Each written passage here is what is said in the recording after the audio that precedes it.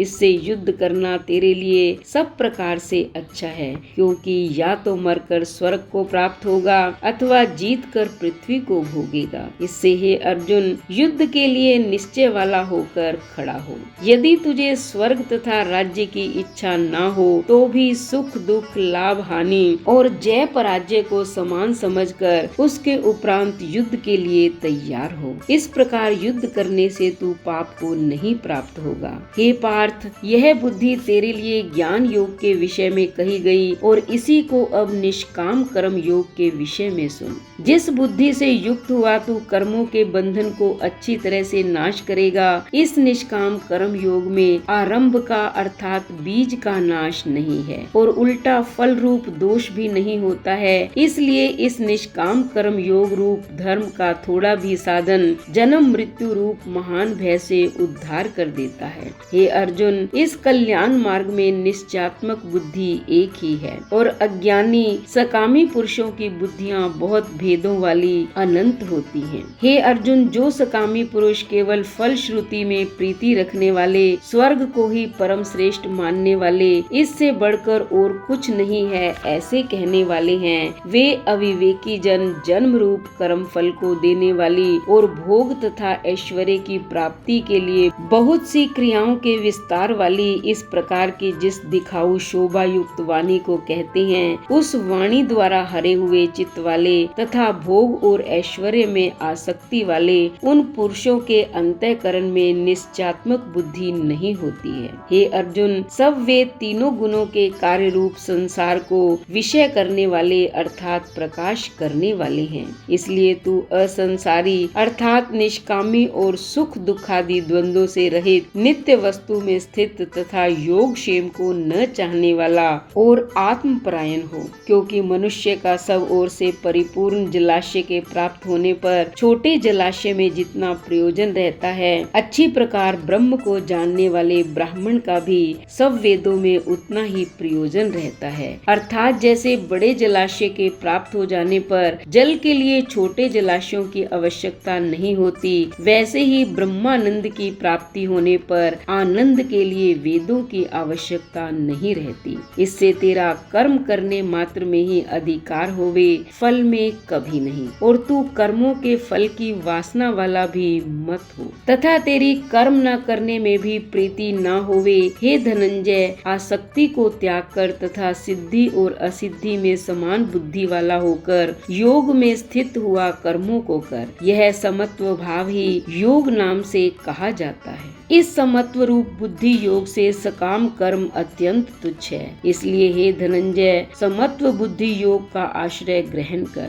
क्योंकि फल की वासना वाले अत्यंत दीन हैं। समत्व बुद्धि युक्त पुरुष पुण्य पाप दोनों को इस लोक में ही त्याग देता है, अर्थात उनसे लिपायमान नहीं होता। इससे समत्व बुद्धि योग के लिए ही चेष्टा कर। यह समत्व बुद्धि रूप योग ही कर्मों में चतुरता है, अर्थात कर्म बंधन से छूटने का उपाय है, क्योंकि बुद्धि योग युक्त ज्ञानी जन कर्मों से उत्पन्न होने वाले फल को त्याग कर जन्म रूप बंधन से छूटे हुए निर्दोष अर्थात अमृत में परम पद को प्राप्त होते हैं। हे अर्जुन, जिस काल में तेरी बुद्धि मोह रूप दलदल को बिल्कुल तर जाएगी, तब तू सुनने योग्य और सुने हुए के वैराग्य को प्राप्त होगा। जब तेरी अनेक प्रकार के सिद्धांतों को सुनने से विचलित हुई बुद्धि परमात्मा के स्वरूप में अचल और स्थिर ठहर जाएगी, तब तू समत्व रूप योग को प्राप्त होगा। इस प्रकार भगवान के वचनों को सुनकर अर्जुन ने पूछा, हे केशव,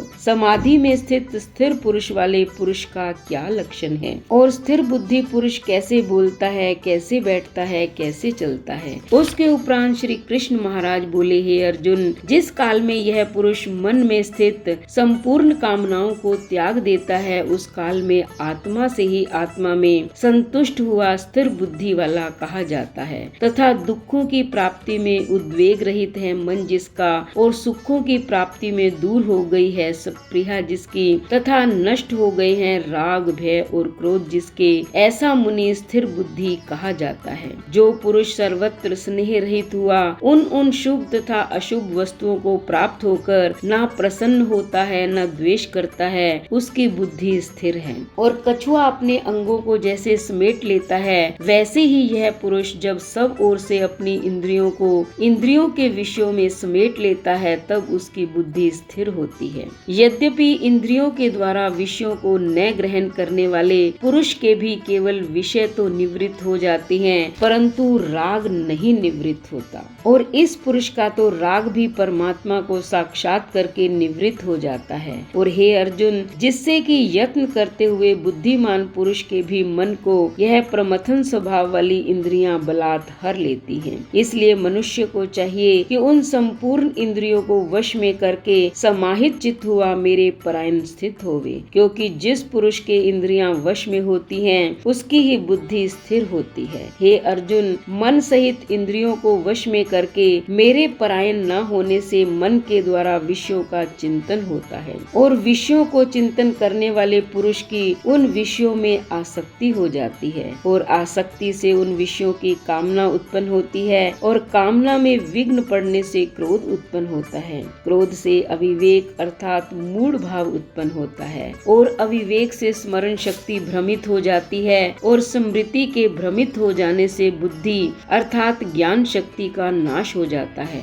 और बुद्धि के नाश होने से यह पुरुष अपने श्रेय साधन से गिर जाता है। परंतु स्वाधीन अंतःकरण वाला पुरुष राग द्वेष से रहित अपने वश में की हुई इंद्रियों द्वारा विषयों को भोगता हुआ अंतःकरण की प्रसन्नता अर्थात स्वच्छता को प्राप्त होता है। उस निर्मलता के होने पर इसके संपूर्ण दुखों का अभाव हो जाता है, और उस प्रसन्न चित्त वाले पुरुष की बुद्धि शीघ्र ही अच्छी प्रकार स्थिर हो जाती है। हे अर्जुन, साधन रहित पुरुष के अंतःकरण में श्रेष्ठ बुद्धि नहीं होती है, और उस अयुक्त के अंतःकरण में आस्तिक भाव भी नहीं होता है, और बिना आस्तिक भाव वाले पुरुष को शांति भी नहीं होती। फिर शांति रहित पुरुष को सुख कैसे हो सकता है? क्योंकि जल में वायु नाव को जैसे हर लेता है, वैसे ही विषयों में विचरती हुई इंद्रियों के बीच में जिस इंद्रिय के साथ मन रहता है, वह एक ही इंद्रिय इस अयुक्त पुरुष की बुद्धि को हरण कर लेती है।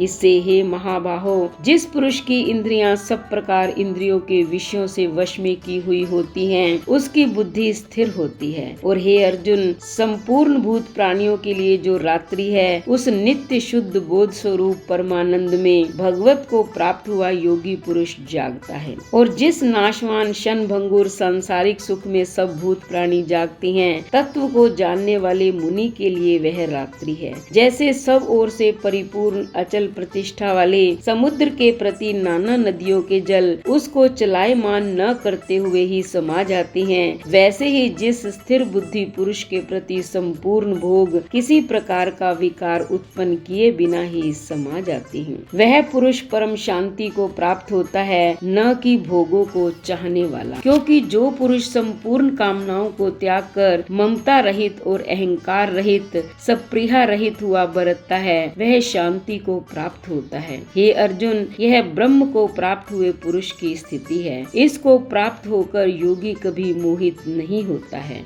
जो अंत काल में भी इस निष्ठा में स्थित होकर ब्रह्मानंद को प्राप्त हो जाता है। इति श्रीमद् भगवत गीता रूपी उपनिषद एवं ब्रह्म विद्या तथा योग शास्त्र विषयक श्री कृष्ण और अर्जुन के संवाद में सांख्य योग नामक दूसरा अध्याय समाप्तम।